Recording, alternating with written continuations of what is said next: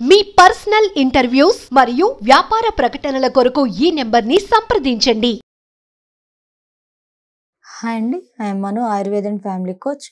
ఈరోజు vitamin B12 లోపం ఉంటే మనకి బాడీలో ఎటువంటి సిమ్టమ్స్ ఉంటాయి అండ్ దానితో పాటు అసలు విటమిన్ B12ని మనం ఎలా ఇంప్రూవ్ చేసుకోవాలి. చాలామంది నాకు కామెంట్స్ పెట్టారు అండ్ డైరెక్ట్ మెసేజ్లు కూడా చేశారు క్లినిక్ నెంబర్కి.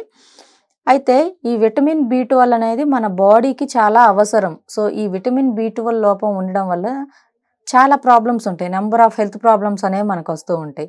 లైక్ ఆ ప్రాబ్లమ్స్ ఏంటి అని అంటే, లైక్ మనం ఎక్కువ దూరం మనం వాక్ చేయలేకపోవడం, రన్ చేయలేకపోవడం అండ్ దాంతోపాటు ఏదన్నా ఒక వర్క్ స్టార్ట్ చేసాము అనుకోండి, అది మిడిల్లోనే మనం స్టాప్ చేసేసేయడం, డల్ అయిపోవడం అండ్ కాన్సన్ట్రేషన్ తగ్గిపోవడం ఆ వర్క్ పైన ఉంటుంది.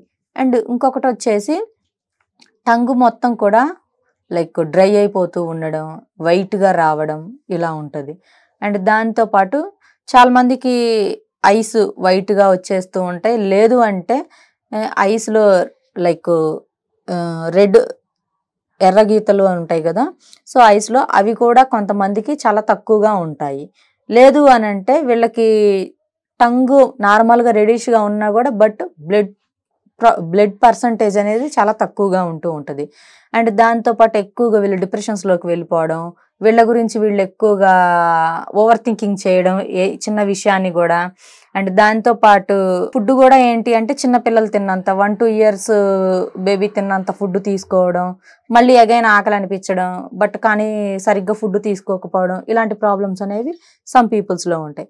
అండ్ వీళ్ళకి ఏంటంటే ఎక్కువగా వీళ్ళకి లైక్ ప్రోటీన్ ఎక్కువగా ఉండేది తీసుకోకుండా ఏదో తినాలి కదా అన్నట్లుగా ఏది ఉంటే అది తినేస్తూ ఉంటారు కొంతమంది. సో వాళ్ళకు కూడా ఈ B12 లోపం అనేది ఉంటుంది. ఫస్ట్ B12 ప్రాబ్లం ఉంది అంటే మజిల్ లాస్ కూడా అవుతారు ఫాస్ట్గా. సో అండ్ కొంతమందికి స్లీప్ కూడా ఉండదు B12 ప్రాబ్లం ఉంటే, కొంతమందికి హెయిర్ ఫాల్ కూడా అవుతూ ఉంటుంది. సో అందుకని B12 అనేది మనకి చాలా ఇంపార్టెంట్.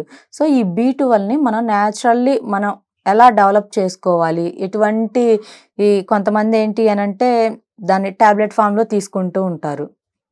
సో అలా కాకుండా న్యాచురల్లీ ఫుడ్తో మనం ఎలా ఇంప్రూవ్ చేసుకోవాలి అని మాట్లాడుకుంటే, వెజిటేరియన్స్కి ఒక డైట్ ఉంటుంది అండ్ నాన్ వెజిటేరియన్స్కి ఒక డైట్ ఉంటుంది.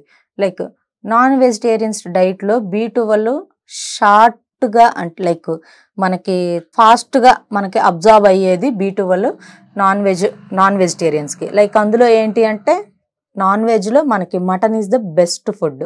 So mutton and sea foods తీసుకుంటే B12 అనేది తొందరగా మన బాడీకి అబ్జర్బ్ అవుతుంది.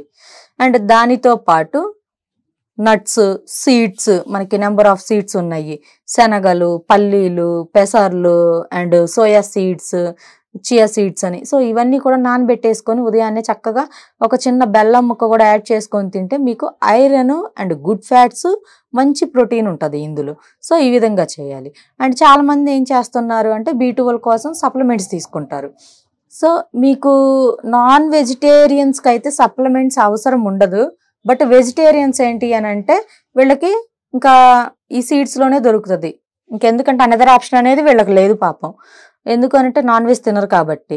ఇంకా వీళ్ళకి లైక్ శనగలు, పల్లీలు ఇలాంటివి తింటూ ఉంటారు. సో వీటిలో కొంత అనేది దొరుకుతుంది, హెవీగా అయితే ఉండదు. అండ్ ఎగ్ కూడా కొంతవరకు బెటరు.